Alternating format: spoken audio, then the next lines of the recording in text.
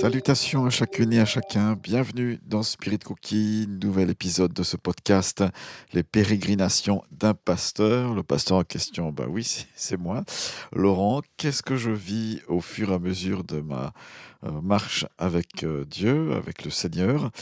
Et je vis plein de choses, bien sûr, diverses et variées. Puis j'avais, pour certaines d'entre elles en tout cas, envie de les partager au travers de ce petit podcast. Alors merci si vous êtes régulier, fidèle à ce podcast. Et puis si vous le découvrez, bah, bienvenue. Ce podcast est rattaché à mon blog qui s'appelle Spirit Cookie. Vous trouvez tout ça sur spiritcookie.org et je vous invite à y aller. Alors aujourd'hui, j'aimerais vous raconter une petite anecdote qui m'est arrivée il y a bien des années, mais pour moi qui est restée marquante, parce que marquante dans mon cheminement d'homme, de chrétien aussi certainement, et de, oui, de manière, sur la manière dont je marche avec Dieu. Dans les Écritures, on voit que Dieu est évidemment présent dans la Bible. Il y a beaucoup d'histoires. Il y a aussi pas mal d'histoires qui montrent que des personnages bibliques, des héros de la foi par exemple, ont passé par des épreuves et des tests à quelque part de leur foi.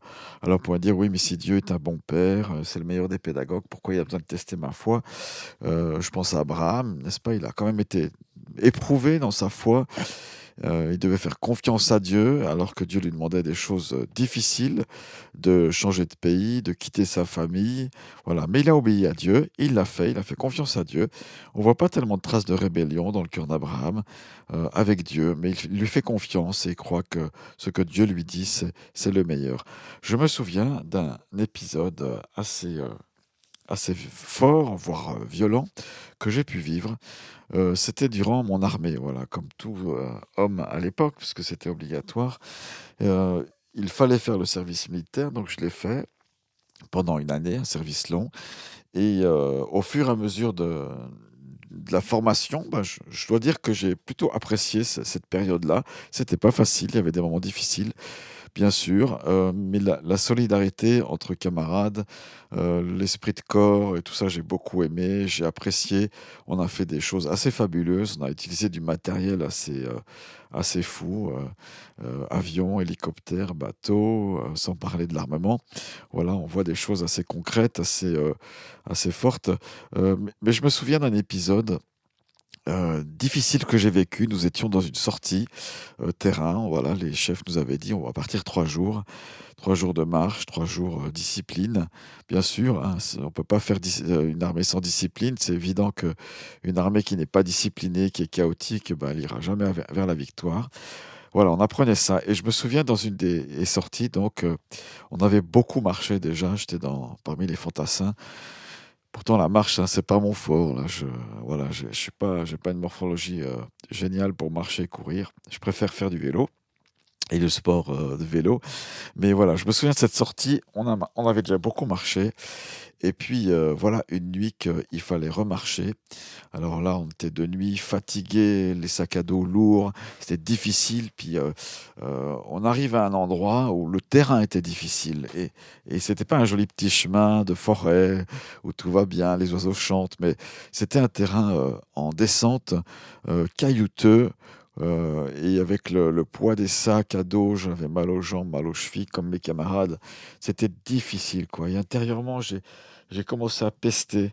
J'ai commencé à me dire: «Non, mais ça va pas, c'est trop dur, Seigneur», et cetera. Donc je l'ai pas fait. Je me suis pas plaint, hein, devant les autres, et cetera. Mais les autres en bavaient aussi. Moi, j'en bavais. C'était vraiment difficile et ça n'en finissait pas. Et puis à un moment donné, dans cette descente, j'ai réalisé que mon état d'esprit n'était pas bon. Bien sûr, c'était difficile et pénible. Le chemin n'était pas facile, mais on nous avait jamais dit que ce serait facile. Et intérieurement, j'ai commencé à réaliser cela. Et, et j'ai tout de suite réalisé cet état de rébellion, de murmure, de plainte intérieurement. Puis j'ai demandé pardon à Dieu et j'ai carrément, alors je crois que ça m'a été donné par le Seigneur, j'ai carrément changé d'attitude de cœur et intérieurement, j'ai commencé à le remercier et à le louer. Et mon état d'esprit a changé et même la joie est venue dans mon cœur. La joie est venue là s'installer alors que ça continuait d'être difficile. En plus, il y a un camarade qui avait eu des soucis de santé, donc on s'était réparti ses affaires, on portait son sac, on le portait lui, et c'était dur, mais la joie était dans mon cœur. Je louais Dieu intérieurement, je ne l'ai pas fait extérieurement, ou peut-être à voix basse, ou en chuchotant, mais j'ai vraiment remercié Dieu pour sa présence autour de moi. Je l'ai remercié parce qu'il était là, j'ai remercié parce qu'il pardonnait ma rébellion, et tout est allé beaucoup mieux à partir de ce moment-là.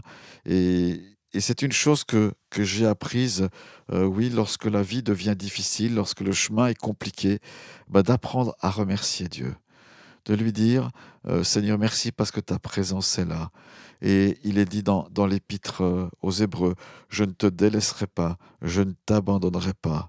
Voici, dans un autre passage, je suis avec vous tous les jours jusqu'à la fin du monde. Et la fin du monde n'est pas encore arrivée. Et la Bible dit, je serai moi-même avec toi dans ta détresse. Et ailleurs, il est dit encore, ne promène pas des regards inquiets, ne crains pas, ne promène pas des regards inquiets, car je suis avec toi. Je te soutiens de ma droite, hein, de mon bras triomphant, victorieux. Et ailleurs, il est dit encore, mais toute chose concourt au bien de ceux qui aiment Dieu. Car ce qu'il a connu d'avance, il me connaît d'avance. Il m'a prédestiné, il les a prédestinés à être semblables à l'image de son Fils. Et le Seigneur Jésus ne s'est pas rebellé, même au pire de la souffrance, c'est-à-dire lorsqu'il était torturé, lorsqu'il agonisait sur la croix et qu'il en était encore conscient, il ne s'est pas rebellé. Il a dit, Père, entre tes mains, je remets mon esprit. Alors bien sûr, il a dit: «Pourquoi m'as-tu abandonné?» Mais c'est parce que, Jésus est devenu pécheur, enfin il n'est pas devenu pécheur, mais il est devenu péché pour nous, et il portait mon péché sur la croix, d'où le Père céleste qui a dû «l'abandonner» entre guillemets. Alors voilà ce que je voulais vous partager dans ce nouvel épisode de Spirit Cookie. Je vous encourage, tournez votre cœur vers Dieu avec une bonne disposition et vous allez voir, le chemin va s'ouvrir. Ciao, ciao, merci, à la semaine prochaine.